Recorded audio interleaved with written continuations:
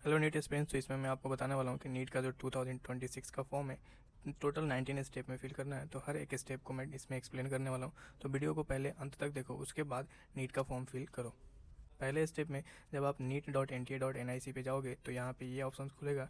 यहाँ पे आपको करना क्या है, सबसे पहले आपको यहाँ पे इन्फॉर्मेशन बुलेटिन डाउनलोड करना है। पहला स्टेप, डाउनलोड करने के बाद आप उसको अच्छे से रीड करोगे और रीड करने के बाद आप फिर से इसी पेज पे आओगे और यहाँ पे न्यू रजिस्ट्रेशन पे क्लिक करना है। अगर आपने पहले से रजिस्ट्रेशन किया है तो फिर लॉगिन पे क्लिक करना है। तो पहले हम रजिस्ट्रेशन करेंगे, उसके बाद लॉगिन का ऑप्शन देखेंगे। दूसरे स्टेप में देखते हैं। दूसरे स्टेप में आपको ऐसा एक पेज ओपन होगा और इस पेज में पहले आपको ये सारे इन्फॉर्मेशन जो है वो पढ़ने हैं, फर्स्ट सेकंड थर्ड। यहाँ पे सारे इन्फॉर्मेशन पढ़ने के बाद यहाँ पे आपको एक टिक मार्क करना होगा।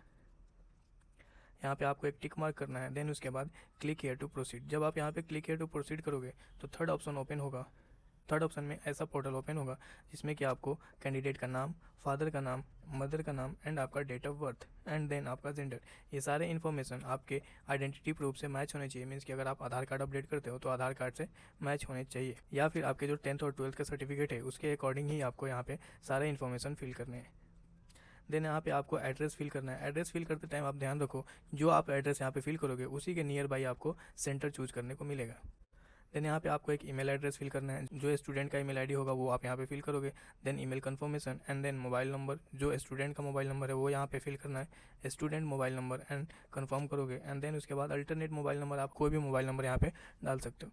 देन आपका जो वर्तमान एड्रेस है वो आप यहाँ पे फिल कर सकते हो। यहाँ पे एक चीज़ ध्यान रखना है कि जो वर्तमान एड्रेस है, फॉर एग्जाम्पल मान लो आपका जो डोमिसाइल है वो बिहार का है और आप अभी रह रहे हो कोटा में, तो आप दोनों एड्रेस डालोगे तो दोनों का जो टेस्ट सेंटर है वो आपको विजिबल होगा। मीन्स राजस्थान का भी टेस्ट सेंटर विजिबल होगा और बिहार का भी टेस्ट सेंटर विजिबल होगा, तो ये आपका फ़ायदा है। देन उसके बाद आपको पासवर्ड क्रिएट करना है। पासवर्ड क्रिएट करने का फॉर एग्जाम्पल मान लो कि आप क्रिएट करोगे कैपिटल CONCEPT कंसेप्ट एंड @ 1 2 3 4 5 ऐसे कुछ भी डाल सकते हो। मिनिमम 8 कैरेक्टर होना चाहिए और मैक्सिमम 16 कैरेक्टर होना चाहिए।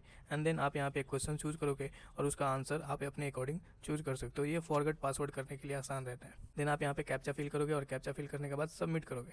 सबमिट करोगे तो आपको फोर्थ फॉर्म ओपन होगा। फोर्थ स्टेप में आपको ऐसा पोर्टल ओपन होगा जिसमें कि आपको वेरिफिकेशन करना है, चेक करना है कि आपका जो नाम है वो सही है या गलत है। पहले अपना नाम चेक करोगे, पिता का नाम, फिर माता का नाम, आपका date of birth and gender.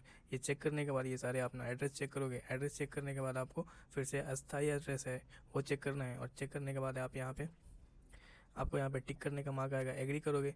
या फिर अगर कोई भी गड़बड़ है तो आप फिर से एडिट कर सकते हो।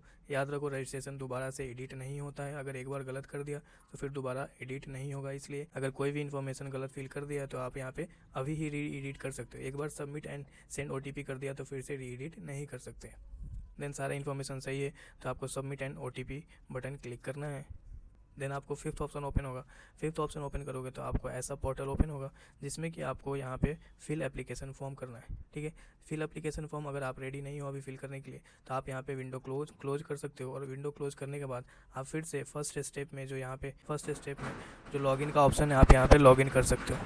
जब आप फिल एप्लीकेशन फॉर्म पे क्लिक करोगे तो आपको 6 पोर्टल ओपन होगा। 6 नंबर पोर्टल आपको ऐसा दिखेगा जिसमें कि आपको फिर से यहाँ पे रजिस्टर पर्सनल डिटेल पे क्लिक करना है। जब आप रजिस्टर पर्सनल डिटेल पे क्लिक करोगे तो ये सारे फॉर्म फिल करने के लिए आपको ओपन होंगे, जो कि एक एक करके ओपन होंगे। रजिस्टर पर्सनल डिटेल पे आप क्लिक करेंगे तो अगला पोर्टल ओपन होगा और अगले पोर्टल में आपको पर्सनल डिटेल फिल करना है, जिसमें कि आपको ऑलरेडी कुछ डाटा फील्ड आएंगे, जैसे नेम ऑफ कैंडिडेट फील्ड आएगा।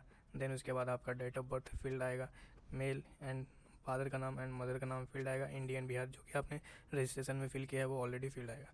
तो आपको फिल क्या करना है, तो आप यहाँ पे कैटेगरी फिल कर सकते हो, जो कैटेगरी से आप बिलोंग करते हो। क्या आपको डायबिटीज़ है या नहीं है तो आप ऑनेस्टली फिल कर सकते हो। इसका रिजल्ट पे कोई इफेक्ट नहीं पड़ता, क्योंकि अगर आपको डायबिटीज़ है तो वैसे सेंटर पे आपको भेजते हैं जहाँ पे आपके सेंटर पे डायबिटिक्स से रिलेटेड होने वाले कॉम्प्लिकेशंस के लिए वहाँ पे मेडिकल फैसिलिटी अवेलेबल रहती है। तो यहाँ पे बेसिक पॉइंट्स ही सिर्फ फिल करने हैं और फिल करने के बाद आपको यहाँ पे कैप्चा फिल करना है। कैप्चा फिल करने के बाद सेव एंड नेक्स्ट करना है। सेव एंड नेक्स्ट करोगे तो आप 8 नंबर ऑप्शन पे जाओगे और 8 नंबर ऑप्शन पे आप यहाँ पे डिसेबिलिटी के लिए आपसे पूछा जाएगा। तो अगर आप डिसेबिलिटी हो तो यहाँ पे यस करोगे, अदरवाइज नो करोगे। लेकिन ये आपको कंफर्म करना है। कंफर्म कैसे करोगे, तो अगले पोर्टल में आपको OTP के थ्रू आपको ये कंफर्म करना है और OTP आपका 9th नंबर ऑप्शन में आएगा। यहाँ पे OTP फिल करोगे, कैप्चा फिल करोगे तो आपका कंफर्म होगा। ठीक है। और कंफर्म करने के बाद आपका नेक्स्ट पोर्टल ओपन होगा जो कि 10th नंबर है, और 10th नंबर में आपका यहाँ पे एप्लीकेशन नंबर ऑलरेडी आएगा, नाम आएगा, ये सारे इन्फॉर्मेशन आपका ऑलरेडी आएगा। और आप यहाँ पे आप अपना आधार आईडी शेयर करना चाहते हो या नहीं करना चाहते हो, यहाँ पे ऑप्शन आएगा।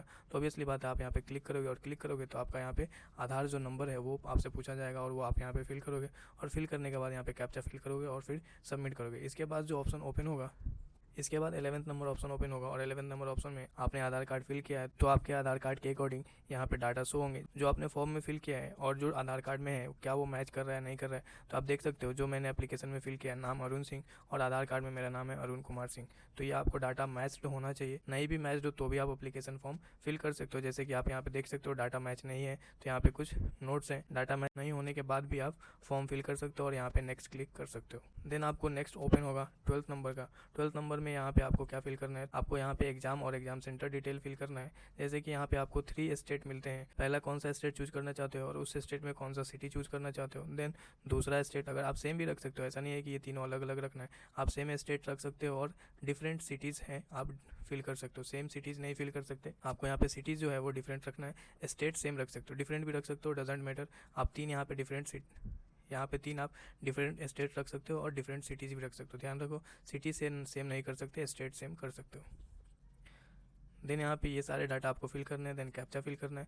तो आपको अगला इसका फॉर्म नंबर जो 13 है, 13 नंबर का फॉर्म ओपन होगा, और इसमें आपको क्या फिल करना है, आपका क्वालिफिकेशन, जो आपका 10th का क्वालिफिकेशन है वो आपको फिल करना है। आप देख सकते हो कौन कौन सा डाटा यहाँ पे फिल करना है। देन आपको 12th का डाटा फिल करना है, और 12th का डाटा फिल करने के बाद यहाँ पे फिर से कैप्चा फिल करना है और सेव एंड नेक्स्ट करना है। देन आपको 14 नंबर का कैप्चा ओपन होगा, और 14 नंबर में आपको यहाँ दिखेगा कि क्या आपका कोई भाई है या क्या आपका कोई जुड़वा है जो नीट एग्जाम दे रहा है। तो है तो यस लिखो, नहीं है तो नो लिखो। बाकी ये सारे डाटा आप फिल करोगे, क्या आपने पहले नीट यूजी का एग्जाम दिया है या नहीं दिया है, आपका जन्म स्थान क्या है, स्टेट आपका क्या है, और डिस्ट्रिक्ट आपका क्या है। देन फिर से कैप्चा फिल करोगे, सेव एंड नेक्स्ट करोगे, तो आपका नेक्स्ट नंबर जो 15 नंबर है वो ओपन होगा। और 15 नंबर में आपको इमरजेंसी कॉन्टैक्ट डिटेल फिल करना है। ध्यान रखो, इमरजेंसी कॉन्टैक्ट डिटेल जो कि पेरेंट का मोबाइल नंबर होगा, और यहाँ पे पेरेंट का ही ईमेल आईडी डालना है, अपना ईमेल आईडी नहीं डालना है। ध्यान रखो, पेरेंट का मोबाइल नंबर और पेरेंट का ईमेल आईडी, और ये ईमेल आईडी और मोबाइल नंबर ऑथेंटिक होना चाहिए, क्योंकि इसका जो नेक्स्ट स्टेप है यहाँ पे OTP डालना पड़ेगा, और OTP डालने के बाद ही इसका वेरिफिकेशन होगा। तो आपका जो नेक्स्ट ऑप्शन आएगा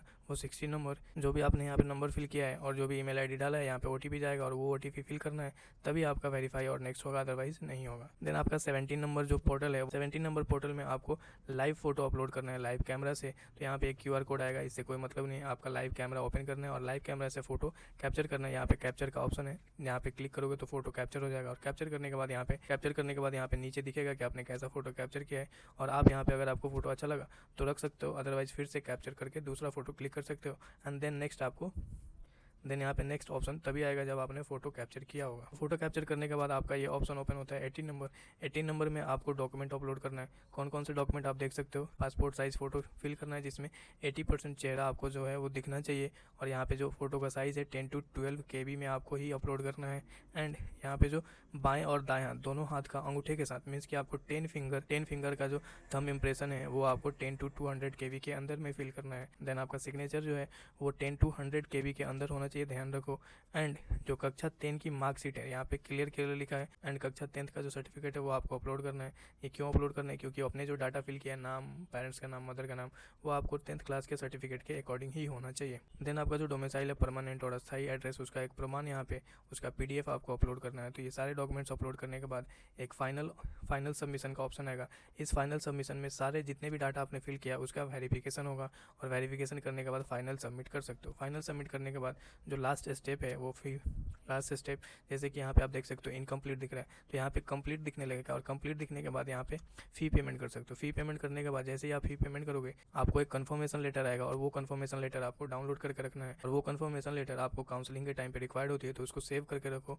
अगर आपको ये सारे इन्फॉर्मेशन अच्छे लगे तो अपने दोस्तों को भी शेयर कर दो, ताकि फॉर्म फिल करते टाइम कोई भी गलती ना हो। और नीट का फॉर्म आराम से फिल करो, सारे इन्फॉर्मेशन कलेक्ट करके फिल करो, कोई भी गलती नहीं होनी चाहिए। So all the best, stay connected.